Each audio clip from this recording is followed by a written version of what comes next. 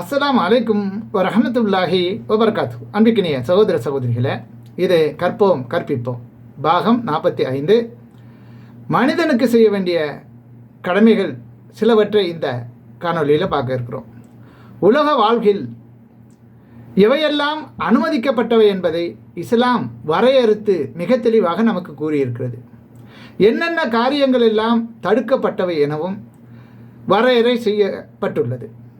விபச்சாரம், வட்டி, கொலை போன்ற பெரும் பாவங்கள் என்று இஸ்லாம் தெளிவாக நமக்கு கூறியிருக்கிறது.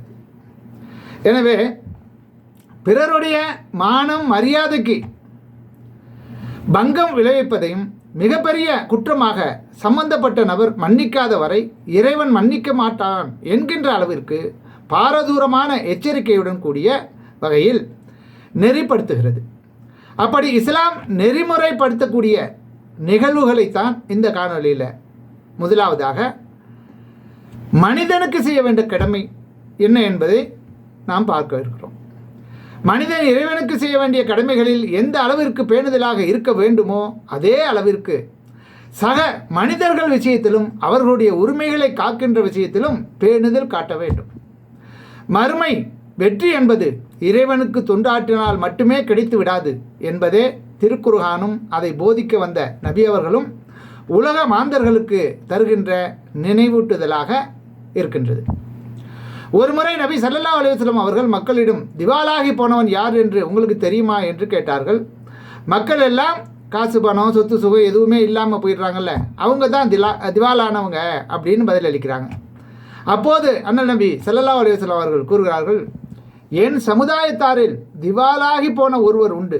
அவர் மறுமை நாளில் நோன்பு, ஜக்காத்து, தொழுக இன்னும் பல நன்மைகளோட அதிகமாக நன்மைகளை சுமந்து கொண்டு வருவார். அந்த நேரத்தில் அவர் ஒருவரை திட்டியிருப்பார், அல்லது ஒருவர் மீது அவதூறு சொல்லியிருப்பார், அல்லது ஒருவரின் பொருளை முறைகேடாக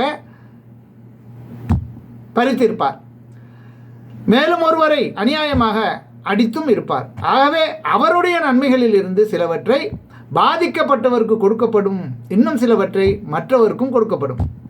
அவருடைய நன்மைகளில் இருந்து எடுத்து கொடுப்பதற்கு முன் நன்மைகள் தீர்ந்துவிட்டால் அவரால் பாதிக்கப்பட்ட மக்களின் பாவங்களில் இருந்து சிலவற்றை எடுக்கப்பட்டு இவர் மீது போடப்படும்.